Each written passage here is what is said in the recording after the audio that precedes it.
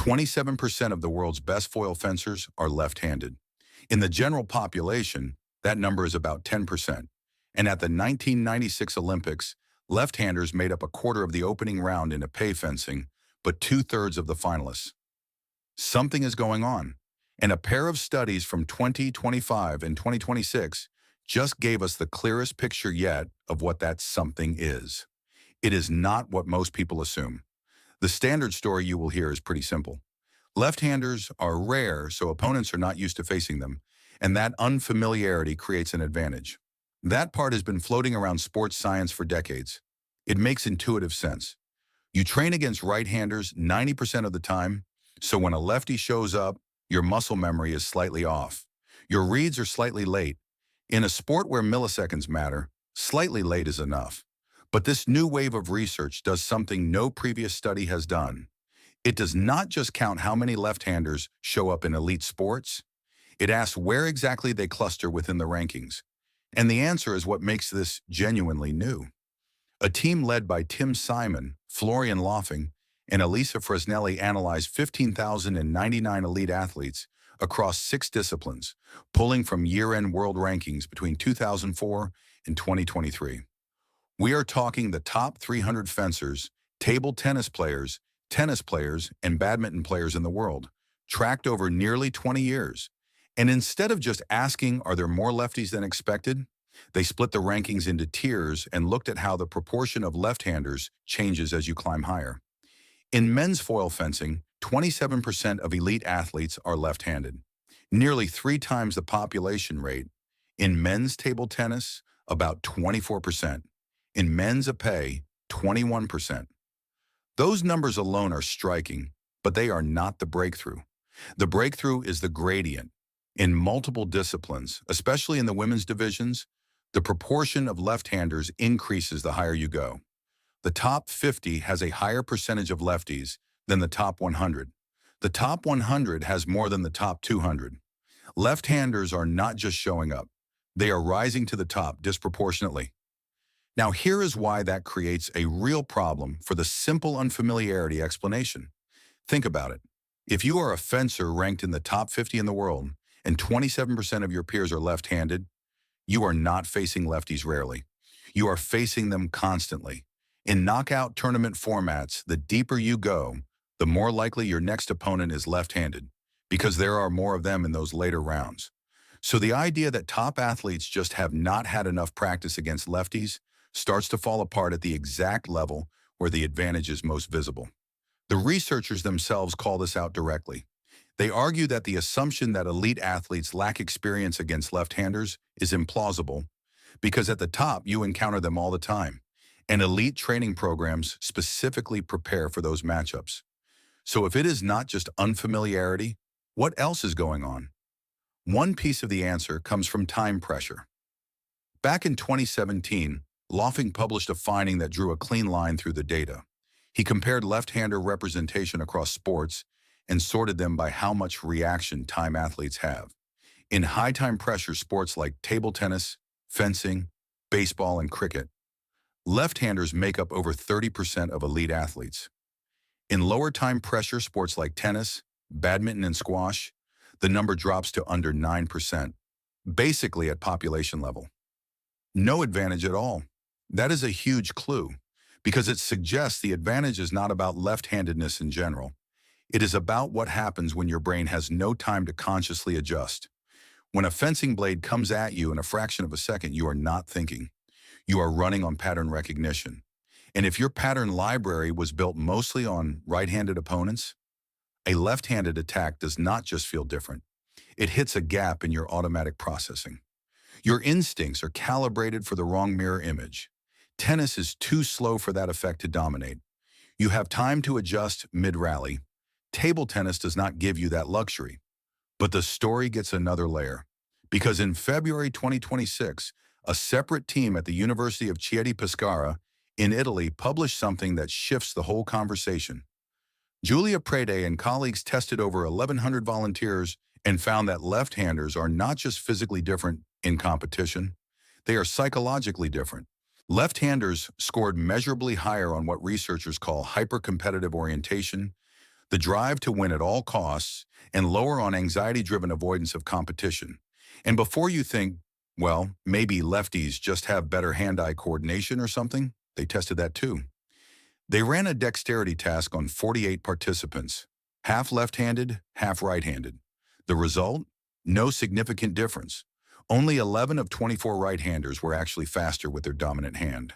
The competitive edge, the researchers concluded, is psychological. It is in the mind, not in the fingers. So now we have two things working together: a perceptual advantage that activates under extreme time pressure, and a psychological profile that gravitates toward competition in the first place. Left-handers are not just harder to read. They may also be more driven to put themselves in competitive situations where that advantage pays off. This is where the evolutionary story gets interesting, because for decades, scientists have been puzzled by a basic question. If right-handedness is so dominant, roughly 90% of every human population we have ever measured, why does left-handedness persist at all? Natural selection tends to push things toward uniformity. If right-handedness were simply better, lefties should have been weeded out ages ago. The answer, according to what is called negative frequency dependent selection, is that rarity itself is the advantage. In a world of right-handers, the rare left-hander has an edge in physical confrontations. Opponents are not prepared for them. But if left-handedness ever became common, the advantage would vanish, because everyone would be equally used to facing both sides. So evolution maintains a stable minority, just enough lefties to keep the edge alive, not so many that the edge disappears. This is not speculation. A 2005 cross-cultural study looked at 8 traditional societies and found a striking correlation. The more violent the society, the higher the rate of left-handedness. The most peaceful group studied, the Dioula people of Burkina Faso, had about 3% left-handers. The Yanomamo of Venezuela, one of the most conflict-heavy societies documented, had nearly 23%. That range, 3 to 27% across cultures, is exactly what the mathematical models predict if fighting advantage and fitness costs are balancing each other out. And if you want to know how old this pattern is, look at cave walls. Researchers analyzed hand stencils in European caves, the ones where ancient people pressed a hand to rock and blew pigment around it. The ratio of left to right hands in those stencils is statistically indistinguishable from modern populations. That puts the 10% rate at over 10,000 years old. At the Cueva de las Manos in Argentina, 829 of the stencils are left hands, 31 are right hands. That is consistent with about 97% right-handedness. This ratio has barely budged since before agriculture existed. Even Neanderthals show the pattern. Dental striations on teeth from Cima de los Huesos in Spain, dating back about 430,000 years, indicate right-hand dominance. At least 85% of Neanderthal stone tools were made for right-handed use. Whatever is maintaining this ratio, it has been doing it for a very, very long time. Now, I should be honest about where this research has limits because they matter. First, the word "because" is doing a lot of heavy lifting in most popular versions of this story. The data clearly shows that left-handers are overrepresented in certain combat and dual sports, and that they tend to cluster near the top. That is well established.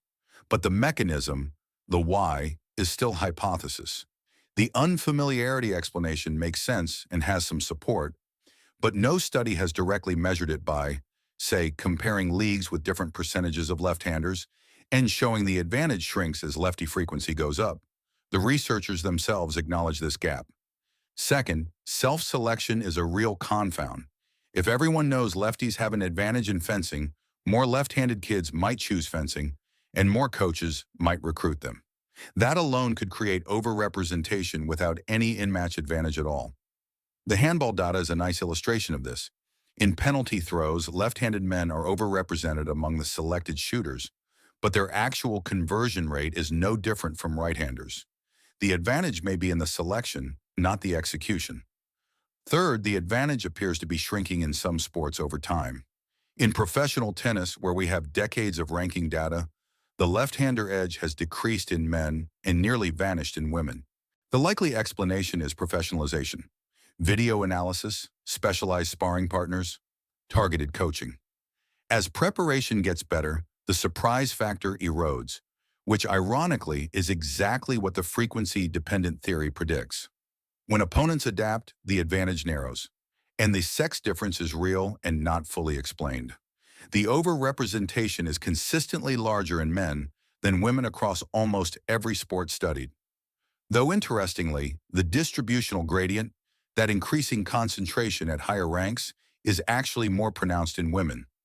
Different mechanisms might be operating for each sex, and we do not fully understand what those are yet. But even with those caveats, something undeniable is happening. And there is one story that captures the whole thing perfectly. Edoardo Mangiarotti is the most decorated fencer in Olympic history. 13 Olympic medals, 39 combined Olympic and World Championship medals. His career spanned from age 17 to 41. He was naturally right-handed. His father, himself a 17-time Italian national champion, deliberately trained him to fence left-handed. Not because of some vague hunch, because he understood the tactical advantage. And he is not the only converted champion. Rafael Nadal writes and eats right-handed, but plays tennis left-handed. His uncle Tony noticed the left side was stronger when young Rafa was hitting two-handed from both sides, and they developed it from there. Think about what that implies. These are not cases of natural left-handers finding their way to the top. These are right-handed people who were intentionally switched, and it still worked.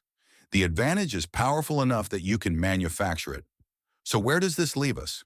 We have a trait that affects 10% of the population, that has stayed at roughly 10% for at least 10,000 years, that provides a measurable competitive edge in fast-reaction one-on-one contests, that may come with a psychological profile tilted toward competition, and that activates most powerfully in the exact moments where conscious thought cannot keep up with instinct.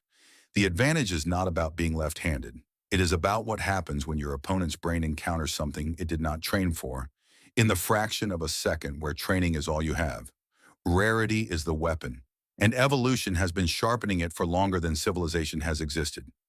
Every language on Earth essentially calls left-handedness wrong. Sinister comes from the Latin for left. Gauche is French for left. The Old English word for left literally meant weak or worthless. And yet, for hundreds of thousands of years, that so-called weakness has refused to disappear. Maybe because in the one moment that mattered most, the split second a blade or a fist came from the side nobody expected, being wrong was exactly right. If you want more of the latest science that challenges what we thought we knew, there is always something new worth questioning.